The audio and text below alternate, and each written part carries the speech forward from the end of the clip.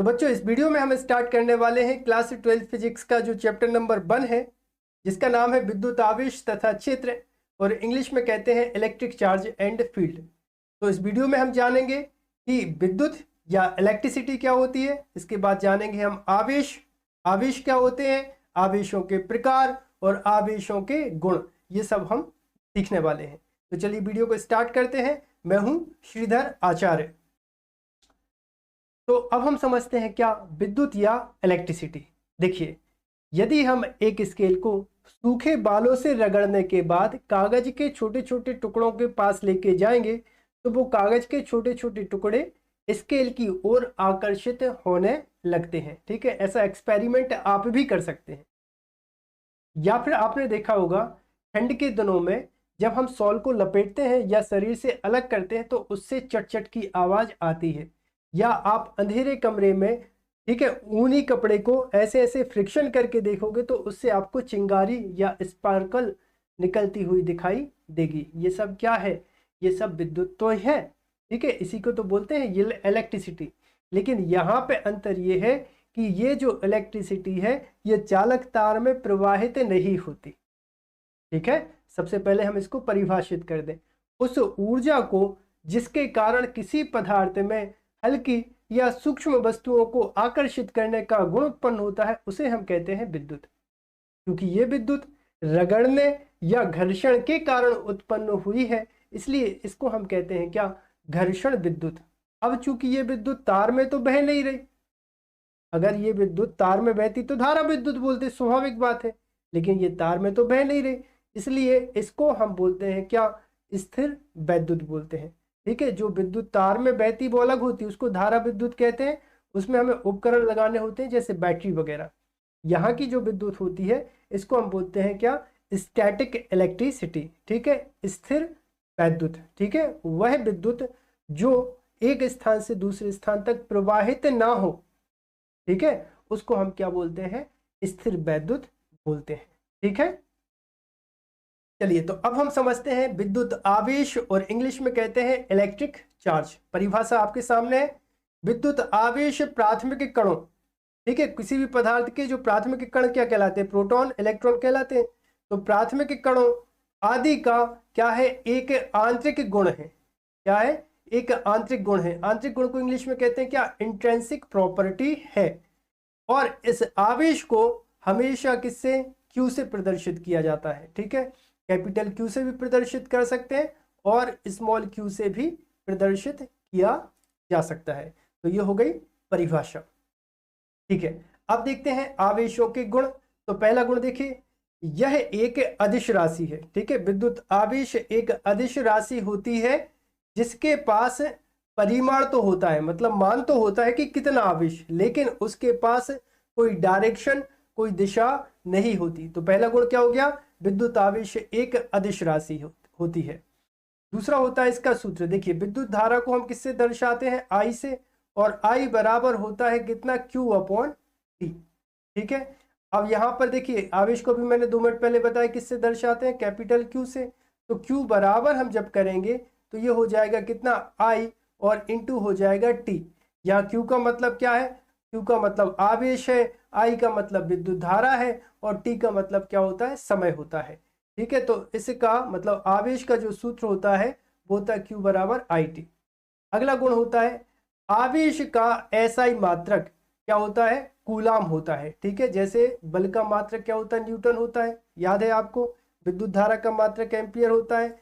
इसी तरह से वैज्ञानिक कूलाम के नाम पर जो आवेश का मात्रक है वो क्या रखा गया है? कूलाम रखा गया है, और इसको C से प्रदर्शित करते हैं। ठीक है, कई जगह आपको C, कैपिटल C बना हुआ मिलेगा, तो आप समझ जाइएगा कि आवेश के मात्रक की बात हो रही है। ठीक है, और देखिए अगला गुण है चौथे नंबर का, आवेश का सबसे बड़ा मात्रक होता है फैराडे। ठीक है, सबसे बड़ा मात्रक होता है फैराडे। ये भी एक साइंटिस्ट है, वैज्ञानिक माइकल फैराडे के नाम पर क्या रखा गया है? फैराडे रखा गया है। और यहाँ पर देखिए, एक फैराडे बराबर होता है 96,500 कूलाम। ये 12th बोर्ड एग्जाम में 1 नंबर का ऑब्जेक्टिव बनता है कि एक फैराडे बराबर कितने कूलाम? तो आपको याद रखना है 96,500 कूलाम। ठीक है, चलिए अगले गुण की चर्चा करते हैं। देखिए, आवेश का सबसे छोटा मात्रक, सबसे चुन्नू सा मात्रक होता है फ्रैंकलिन। ठीक है, विद्युत आवेश का सबसे छोटा मात्रक क्या होता है? फ्रैंकलिन। सबसे बड़ा मात्रक क्या होता है, जल्दी से बताइए? फैराडे। ऐसा ही मात्रक क्या होता है? कूलाम। ओके।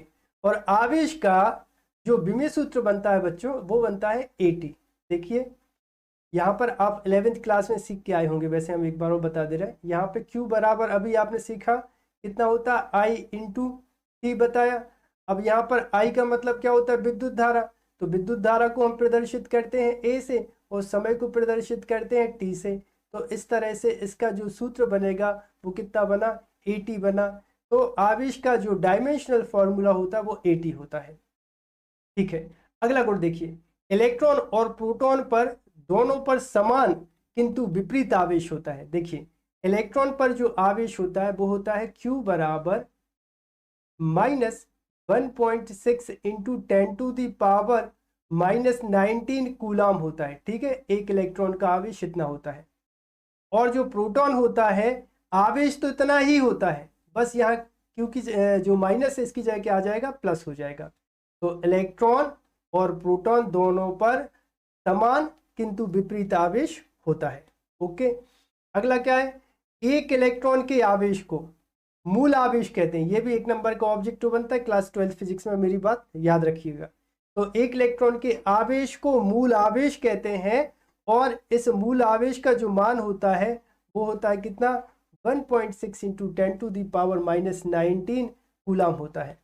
दूसरा एक और ऑब्जेक्टिव बनता है, किसी पदार्थ पर न्यूनतम संभव आवेश कितना होता है? तो आप खुद सोचिए, कम से कम किसी पदार्थ पर कितना आवेश होगा? एक इलेक्ट्रॉन के आवेश के तुल्य तो हो गई ना। तो एक इलेक्ट्रॉन के आवेश को किसी पदार्थ पर न्यूनतम संभव आवेश भी कहते हैं। ठीक है, और इसी को हम क्या कहते हैं? मूल आवेश कहते हैं। ठीक है, अगले गुणों की हम चर्चा करते हैं। अगला गुण देखिएगा, दो समान प्रकृति के आवेश सदैव एक दूसरे को क्या करते हैं? प्रतिकर्षित करते हैं। देखिए, जैसे यहाँ पर किसी पदार्थ पर है +Q आवेश और दूसरे पदार्थ पर है उतनी ही प्रकृति का दूसरा +Q आवेश, तो ये दोनों आवेश एक दूसरे को क्या करेंगे? एक दूसरे को प्रतिकर्षित करेंगे। क्या करेंगे? प्रतिकर्षित करेंगे। तथा विपरीत प्रकृति के आवेश, जैसे मान लीजिए -Q आवेश है और एक +Q आवेश है, तब ये दोनों एक दूसरे को क्या करेंगे? आकर्षित करेंगे। ठीक है, तो समान है, माइनस माइनस भी हो सकते हैं, माइनस माइनस भी तो समान कहलाएंगे। तो ऐसी कंडीशन में प्रतिकर्षण बल लगेगा और अगर विपरीत प्रकार के आवेश हैं तो क्या लगेगा? आकर्षण बल लगेगा। अब देखते हैं आवेशों के प्रकार। तो आवेश होते हैं दो प्रकार के, देखिए चित्र में। एक होता है धनावेश, तो इंग्लिश में कहते हैं इसको पॉजिटिव चार्ज, और दूसरा होता है ऋणावेश, इसको इंग्लिश में कहते हैं नेगेटिव चार्ज। यहाँ पर देखिए, सबसे पहले हम पॉजिटिव चार्ज को अच्छे से समझ लेते हैं। जैसे हमने ये एक बॉडी ली है, एक पदार्थ लिया है, और जैसे हमने इसको एक +Q आवेश दिया। देखिए, सामान्य अवस्था में किसी भी पदार्थ पर जितने इलेक्ट्रॉन होते हैं उतने ही प्रोटॉन होते हैं। तो ना तो वो धन आवेश को प्रदर्शित करेगा न ऋण आवेश को प्रदर्शित करेगा। यहाँ पर देखिए, जैसे मान लीजिए अभी इस पर धन और ऋण बराबर है, तो अभी इस पर कोई आवेश है नहीं। बात समझ रहे?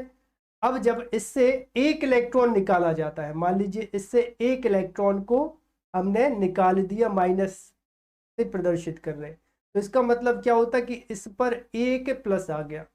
अगर मान लो इससे एक दूसरा इलेक्ट्रॉन निकाल दिया तो अपन बोलते हैं कि इस पर एक और प्लस आ गया। इस तरह से इससे एक और अगर हम इलेक्ट्रॉन निकालेंगे तो इस पर तीसरा प्लस आवेश आ जाएगा। मतलब जैसे जैसे इससे इलेक्ट्रॉन निकलते जाते हैं, पदार्थ पर इलेक्ट्रॉनों की कमी हो जाती है, तो उसको हम कहते हैं धनावेश। तो यहाँ पर परिभाषा देखो, जब किसी पदार्थ पर इलेक्ट्रॉनों की कमी होती है तो उस पर उत्पन्न आवेश को क्या कहते हैं? तो उस पर उत्पन्न आवेश को बेटा हम धनावेश कहते हैं। अब देखो, ये इलेक्ट्रॉन हवा में तो घूमेंगे नहीं, किसी न किसी पदार्थ पर तो जाएंगे। तो जब ये किसी पदार्थ पर गए होंगे, तो वो भी कौन सी अवस्था में था? शून्यावस्था में था, ना तो धनावेश को प्रदर्शित कर रहा था ना ऋणावेश को प्रदर्शित कर रहा था, क्योंकि उस पर 3 इलेक्ट्रॉनों की क्या हो गई, अधिकता हो गई। तो जिस पदार्थ पर इलेक्ट्रॉनों की अधिकता होती है तो उसको कहते हैं क्या, ऋणावेश। यहाँ पर परिभाषा देखो, जब किसी पदार्थ पर इलेक्ट्रॉनों की अधिकता होती है तो उस पर उत्पन्न आवेश को क्या कहते हैं, ऋणावेश कहते हैं। हेडिंग लगा लो जल्दी से, विद्युत आवेश का क्वांटिमीकरण। तो सबसे पहले हम सीखते हैं कि जो आवेश का स्थानांतरण होता है, मतलब एक पदार्थ से दूसरे पदार्थ में जो आवेश है किस प्रकार जाता है, सबसे पहले हमें समझना होगा धनावेश और ऋणावेश कैसे होता है पदार्थ पर, ये सब समझ लेते हैं। तो यहाँ पर देखिए हम दो पदार्थ बना लेते हैं। देखो एक पदार्थ है, इस पदार्थ को नाम दे देते हैं ए, ठीक है। और यहाँ पर देखिए एक पदार्थ है, इस पदार्थ का नाम है कितना, बी, ठीक है। इनके आज से नाम है ए और बी। अब देखो अगर हम पदार्थ ए को ऊर्जा दें, ठीक है, अगर इसमें मुक्त इलेक्ट्रॉन होंगे तो ए से जो इलेक्ट्रॉन है निकल के इस पे आ गया। अभी देखो अभी इस पर कितना आवेश है, अभी इस पे Q बराबर है 0 और इस पर भी कितना आवेश है, Q बराबर 0। मतलब ये दोनों पदार्थ जो हैं वो अभी विद्युत उदासीन अवस्था में है। मतलब आवेश 0 होने का मतलब ये है कि इस पे धन और ऋण बराबर है, जितने इस पे धन है उतने ही इस पे ऋण है। तो टोटल आवेश कितना हो जाएगा, 0 हो जाएगा। जब इलेक्ट्रॉनों की संख्या प्रोटॉनों की संख्या आपस में बराबर हो तो उस पदार्थ के आवेश को क्या बोलते हैं, विद्युत उदासीन या आवेश 0 है, ऐसा हम बोल देते हैं। अब यदि पदार्थ ए से हम एक इलेक्ट्रॉन निकाल दें, जैसे इससे हमने एक इलेक्ट्रॉन निकाला और इस पदार्थ को दे दिया, इलेक्ट्रॉन के आवेश को माइनस से प्रदर्शित कर रहे हैं, तो जैसे इससे एक इलेक्ट्रॉन निकला तो इस पर एक धन बढ़ जाएगा। बात समझ गए, क्योंकि अभी बराबर थे ना, एक इलेक्ट्रॉन निकला तो उतने धन इस पे क्या हो जाएंगे, बढ़ जाएंगे। मान लो इससे एक और इलेक्ट्रॉन निकल के इस पदार्थ पर गया तो इस पर क्या, एक धन बढ़ जाएगा और इस पर एक ऋण बढ़ जाएगा। मान लो इससे एक और प्लस आवेश गया इस पे, दूसरे पे बी पे, तो इस पे एक और धन बढ़ जाएगा, इस पे एक और ऋण आ जाएगा। मतलब इस पर इससे इलेक्ट्रॉन निकलते जा रहे, इससे इलेक्ट्रॉन निकलते जा रहे, मतलब इलेक्ट्रॉनों की कमी होती जा रही। तो इलेक्ट्रॉनों की कमी को हमेशा हमेशा क्या बोलते हैं, धनावेश।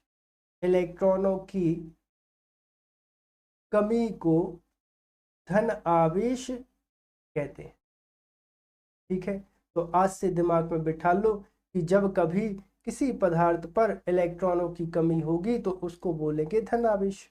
और देखो बी पर इलेक्ट्रॉन बढ़ते जा रहे हैं तो इलेक्ट्रॉनों की अधिकता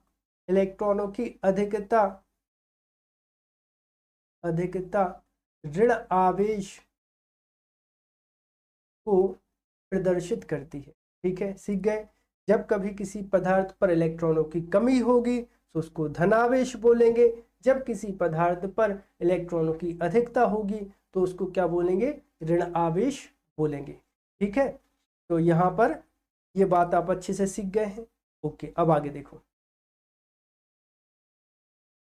अब समझते हैं क्या विद्युत आवेश का क्वांटिमीकरण। देखो यहाँ आवेशित पदार्थ पर आवेश की मात्रा एक इलेक्ट्रॉन पर उपस्थित आवेश की मात्रा के पूर्ण गुणज में होती है। मतलब समझो इसका, प्रत्येक आवेशित पदार्थ पर जो आवेश होगा, आवेश को क्यू से दर्शा रहे, जो आवेश होगा वो होगा प्लस माइनस। प्लस का मतलब अभी मैंने क्या बताया, इलेक्ट्रॉनों की कमी। माइनस का मतलब क्या बताया, इलेक्ट्रॉनों की अधिकता। बराबर होता है NE। अब इन सब की मतलब समझ लो, ठीक है। फिर अच्छा सा न्यूमेरिकल कराएंगे, 2-3 न्यूमेरिकल करा देंगे तो कॉन्सेप्ट बहुत क्लियर हो जाएगा। तो यहाँ पर देखो Q बराबर होगा आवेश की मात्रा, ठीक है, आवेश की मात्रा, ठीक है। प्लस का मतलब क्या, प्लस का मतलब इलेक्ट्रॉनों की, जल्दी बोलो, इलेक्ट्रॉनों की कमी, बढ़िया। माइनस का मतलब बोलो इलेक्ट्रॉनों की अधिकता, ठीक है। एन का मतलब बोलो, एन का मतलब होता है इलेक्ट्रॉनों की संख्या, कितने इलेक्ट्रॉन एक पदार्थ से दूसरे पदार्थ पर जा रहा है, या दूसरे पदार्थ से इलेक्ट्रॉन निकल के पहले पदार्थ पर कितने कितने आ रहे हैं, नंबर। तो एन का मतलब क्या, नंबर। नंबर मतलब का 1 2 3 डैश डैश डैश डैश। ठीक है। और ई मतलब क्या होता है, ई का मतलब होता है एक इलेक्ट्रॉन पर उपस्थित आवेश। तो एक इलेक्ट्रॉन पर उपस्थित आवेश कितना होता है, हमेशा होता है 1.6 इंटू 10⁻⁻19 कूलम। ठीक है। एक गर्मी चल रही है, बहुत अच्छी सी आइसक्रीम समझ के चाट जाओ। काय को चाट जाओ, बोर्ड को नहीं चाट जाओ भैया। ये कह रहे हैं कि एक इलेक्ट्रॉन का आवेश कितना होता है, एक को चाट जाओ मतलब अपने दिमाग में बिठा लो कि एक इलेक्ट्रॉन का आवेश 1.6 इंटू 10⁻⁻19 कूलम होता है। अब प्रश्न में देखो बेटा, या तो Q देके तुमसे N पूछेगा, मतलब आवेश देगा और इलेक्ट्रॉनों की संख्या पूछ लेगा। ठीक है। या फिर इलेक्ट्रॉनों की संख्या देके आवेश का मान पूछ लेगा। चलो ठीक है, बिल्कुल चिंता नहीं करो, क्वेश्चन करा दे रहे हैं। ठीक है। तो यहाँ पर हम स्टार्ट करते हैं। क्वेश्चन नंबर पहला देखो जरा। तो विद्युत आवेश का जो क्वांटीकरण है ये और अच्छे से क्लियर हो जाएगा। ठीक है। ये आ गया पहला क्वेश्चन, देखो। ठीक है। पेन का कलर बदल लें ताकि तुम्हें बहुत ही ज़्यादा मज़ा आ जाए। देखो, एक चालक पर 14.4 इंटू 10⁻⁻19 कूलाम का धनावेश है। हमारी तरफ नहीं, क्वेश्चन देखो। एक चालक पर 14.4 इंटू 10⁻⁻19 कूलाम का क्या है, धनावेश है। तो आवेश को किससे दर्शाते हैं, अभी मैंने आपको बताया था बेटा, आवेश को दर्शाते हैं Q से। कितना दो है, 14.4 गुणा 10 के ऊपर ऋण 19 की घात और आवेश को मात्रक कूलम। इस चालक पर कितने इलेक्ट्रॉनों की अधिकता है, ये कमी है, ये हमें बताना है। माने हमें N बताना है, N बताना है। और E का मान अभी मैंने बताया था, इसी को अपन ने आइसक्रीम समझ रहे थे, कौन सा फ्लेवर तुम्हें पसंद है कोई हिसाब से कोई याद कर ले, -19। अब विद्युत आवेश के क्वांटिमीकरण को सूत्र लगा दे का होता है Q बराबर, अब चूंकि पदार्थ पर क्या है, धनावेश है, धनावेश है मतलब Q बराबर कितना लिख दें, NE लिख दें। ठीक है। ऋण आवेश होता तो माइनस लगा देते। अब यहाँ पे हमें ज्ञात क्या करना है, N ज्ञात करने, तो N के बराबर कर दो। तो N बराबर जब करोगे तो कितना हो जाएगा, Q और बटे हो जाएगा E। अब आगे देख ले, तो N बराबर Q को मान रख दे, Q को मान है 14.4 गुणा 10⁻⁻19 और बटे E को मान रख दे। तो E को मान दो हमें कितना, 1.6 इंटू 10⁻⁻19। ए से ए को निपटा दे, एक दशमलव से एक और दशमलव को निपटा दे। अब क्या करो, N बराबर 16 को दुनिया पड़ी जरा, 16 एकम 16 और 16 नम्मा कितो 144। तो N बराबर कितो आ गो, N बराबर आ गो, N बराबर N बराबर कितो 9। अब चूंकि पदार्थ पे का है, क्योंकि पदार्थ पे है धनावेश, और धनावेश हम कब लगाते हैं, जब इलेक्ट्रॉनों की कमी है। तो एक उत्तर का हुई है, एक उत्तर हुई है चालक पर 9 इलेक्ट्रॉनों की कमी होगी, ठीक है। अगला क्वेश्चन सॉल्व करते हैं। ठीक है। अगला क्वेश्चन देखो।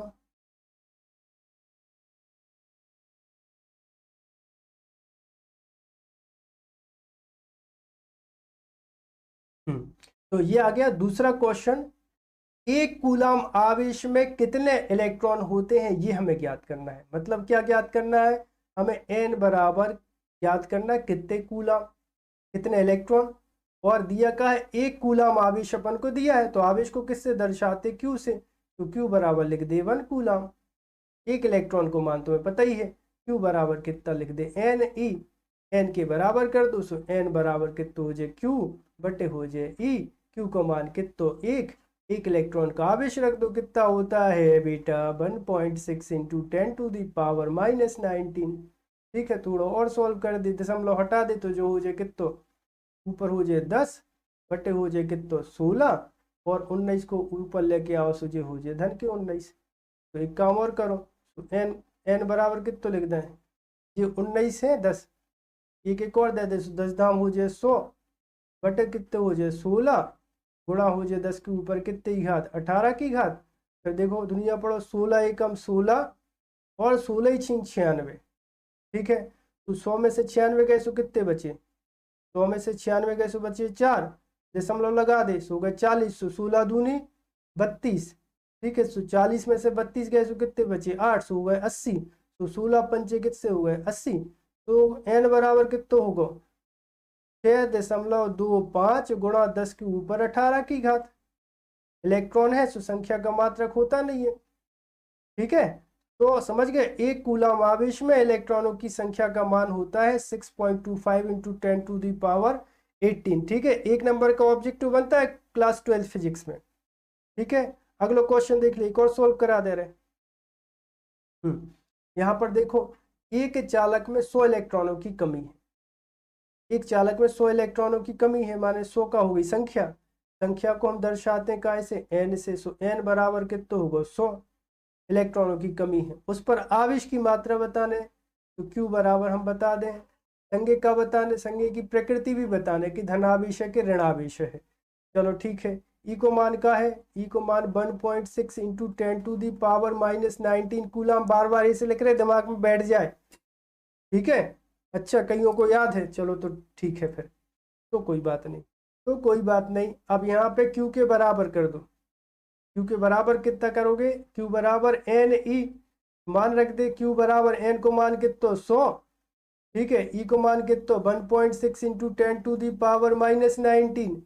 ठीक है, सो क्यू बराबर कितना हो जाए 10 के ऊपर 2 की घात गुणा कितना 1.6 इंटू 10⁻⁻19। 19 में से 2 कम कर दे, सो आवेश कितना हो जाए क्यू बराबर 1.6 इंटू 10⁻⁻17 आवेश को मात्रक कूलम जूल।